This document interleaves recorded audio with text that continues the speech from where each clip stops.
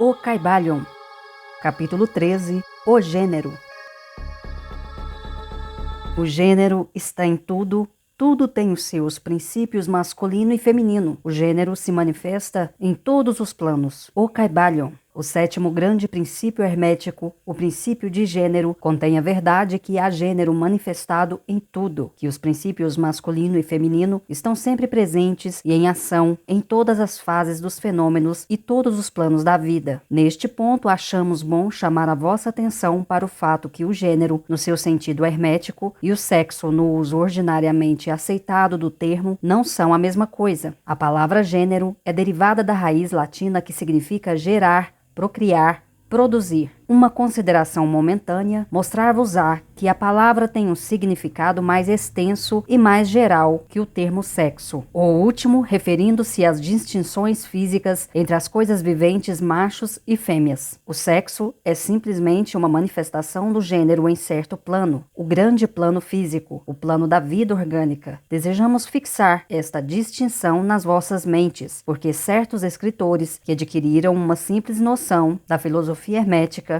pretenderam identificar este sétimo princípio hermético com as disparadas, fantásticas e muitas vezes repreensíveis teorias e ensinos a respeito do sexo. O ofício do gênero é somente de criar, produzir, gerar, etc. E as suas manifestações são visíveis em todos os planos de fenômenos. É um tanto difícil dar provas disto nas linhas científicas, pela razão que a ciência ainda não reconheceu este princípio como de aplicação universal. Mas ainda assim várias provas têm provindo de fontes científicas. Em primeiro lugar, encontramos uma distinta manifestação do princípio de gênero entre os corpúsculos, íons ou elétrons, que constituem a base da matéria, como a ciência conhece por último, e que formando combinações formam o átomo, que até há pouco tempo era considerado como final e indivisível. A última palavra da ciência é que o átomo é composto de uma multidão de corpúsculos, elétrons ou íons, sendo aplicados vários nomes por autoridades diferentes, que giram uns ao redor dos outros e vibram num elevado grau de intensidade. Mas as explicações que seguem mostram que a formação do átomo é realmente devida ao agrupamento de corpúsculos negativos ao redor de um positivo, parecendo que os corpúsculos positivos exercem certa influência sobre os corpúsculos negativos, fazendo estes formarem certas combinações e assim cria ou gera um átomo. Isto está em relação com os mais antigos preceitos herméticos, que sempre identificaram o princípio masculino de gênero com o polo positivo ao feminino com o polo negativo da eletricidade. Agora, uma palavra a respeito desta identificação. A mente do público formou uma ideia inteiramente errônea a respeito das qualidades do chamado polo negativo da matéria magnetizada ou eletrizada. Os termos positivo e negativo são, em verdade, erroneamente aplicados a este fenômeno pela ciência. A palavra positivo significa tudo o que é real e forte, comparado com a negativa irrealidade e fraqueza. Nada é ulterior aos fatos reais dos fenômenos elétricos. O chamado polo negativo da bateria é realmente o polo no qual e pelo qual se manifesta a geração ou produção de novas formas de energia. Nada há negativo ao redor dele. As maiores autoridades científicas agora usam a palavra catódico em lugar de negativo. Do polo catódico procedem a imensidade de elétrons ou corpúsculos. Do mesmo polo saem estes maravilhosos raios que revolucionaram as concepções científicas nos últimos 10 anos. O polo catódico é a mãe de todos os fenômenos estranhos, que tornaram inúteis os velhos livros e que fizeram muitas teorias admitidas serem proscritas do programa da especulação científica. O polo catódico ou negativo é o princípio materno dos fenômenos elétricos e das formas mais sutis da matéria. Já é conhecido pela ciência. Assim, vedes que temos razão quando recusamos usar o termo negativo nas nossas considerações sobre o assunto, e insistindo na substituição da palavra feminino pelo antigo termo. Os fatos da condição nos levam a isto, sem mesmo tomarmos em consideração os preceitos herméticos. E assim usaremos a palavra feminino em lugar de negativo, falando deste polo de atividade. Os últimos ensinos científicos são que os corpúsculos criadores ou elétrons são femininos. A ciência diz que eles são compostos de eletricidade negativa e nós dizemos átomos que são compostos de energia feminina. Um corpúsculo feminino abandona um corpúsculo masculino e toma uma nova direção. Ele ativamente procura uma união com um corpúsculo masculino, sendo incitado a isso pelo impulso natural de criar novas formas de matéria ou energia. Um escritor costuma até empregar a frase: ele a um dado tempo procura de sua própria volição uma união, etc. Este destacamento e esta união formam a base da maior parte das atividades do mundo químico. Quando o corpúsculo feminino une-se com um corpúsculo masculino, começa um certo processo. As partículas femininas vibram rapidamente sob as influências da energia masculina e giram ao redor da última. O resultado é o nascimento de um novo átomo. Este novo átomo é realmente composto da união dos elétrons ou corpúsculos masculinos e femininos, mas quando a união é formada, o átomo torna-se uma coisa separada, tendo certas propriedades, mas não manifestando muito a propriedade da eletricidade independente. O processo de destacamento ou separação dos elétrons femininos é chamado ionização. Estes elétrons ou corpúsculos são os mais ativos trabalhadores no campo da natureza. Provenientes das suas uniões ou combinações, se manifestam os diversos fenômenos da luz, do calor, da eletricidade, do magnetismo, da atração, repulsão, afinidade química e o inverso, e outros fenômenos semelhantes. E tudo isto procede do ação do princípio de gênero no plano da energia. A parte do princípio masculino parece ser a de dirigir uma certa energia inerente ao princípio feminino, e assim pôr em atividade o processo criativo. Mas o princípio feminino é sempre o único que faz a ativa obra criadora, e isto é assim em todos os planos. E ainda, cada princípio é incapaz da energia operativa sem o outro. Em muitas formas da vida, os dois princípios estão combinados em um só organismo. Por esta razão, tudo no mundo orgânico manifesta ambos os gêneros. Há sempre o masculino na forma feminina e o feminino na forma masculina. Os ensinos herméticos contêm muita coisa a respeito da ação dos dois princípios de gênero na produção e manifestação das diversas formas de energia, etc. Mas não julgamos conveniente entrar em detalhes a respeito dos mesmos neste ponto, porque não podemos sustentá-los com provas científicas, pela razão que a ciência ainda não progrediu o necessário para isso. Mas o exemplo que vos demos dos fenômenos dos elétrons ou corpúsculos vos mostram que a ciência está no caminho reto e poderia também dar-vos uma ideia geral dos princípios ocultos. Diversos dos principais investigadores científicos declararam a sua opinião que na formação dos cristais foi descoberta alguma coisa que corresponde à atividade sexual, que é uma outra bacatela mostrando a direção em que sopram os ventos científicos. E cada ano traz outros fatos para corroborar a exatidão do princípio hermético de gênero. Seria estabelecido que o gênero está em ação e manifestação constante no campo da matéria inorgânica e no campo da energia ou força. A eletricidade é agora geralmente considerada como alguma coisa em que todas as outras formas de energias parecem dissolver. A teoria elétrica do universo é a última doutrina científica, e ela está crescendo rapidamente em popularidade e aceitação geral. E assim, segue-se que se pudermos descobrir os fenômenos da eletricidade levados ao seu princípio e fonte de manifestações, uma clara e infalível evidência da presença do gênero e suas atividades, estamos justificados vos fazendo crer que a ciência, enfim, deu provas da existência em todos os fenômenos universais deste grande princípio hermético, o princípio de gênero. Não é necessário gastar o nosso tempo com o muito conhecido fenômeno da atração e repulsão dos átomos, afinidade química, os amares e os ódios das partículas atômicas, as atrações ou coesões entre as moléculas da matéria. Estes fatos são muito bem conhecidos para necessitar extensos comentários nossos. Mas consideraste alguma vez que todas estas coisas são manifestações do princípio de gênero? Não vedes que estes fenômenos andam ao par com os corpúsculos ou elétrons? E ainda mais que isso, não vedes a racionalidade dos ensinos herméticos que afirmam que a verdadeira lei da gravitação, esta estranha atração pela qual todas as partículas e corpos de matéria no universo tendem para outras, simplesmente outra manifestação do princípio de gênero que opera na direção de atração da energia masculina para a feminina e vice-versa? Não poderemos dar-vos provas científicas disto agora, mas vamos examinar os fenômenos à luz dos ensinos herméticos sobre o assunto e veremos se não tereis uma mais útil hipótese que as oferecidas pela ciência física. Submetei todos os fenômenos físicos ao texto e vereis, sempre em evidência, o princípio de gênero. Permite-nos agora passarmos à consideração da ação do princípio no plano mental. Muitas ideias interessantes têm nele a sua examinação.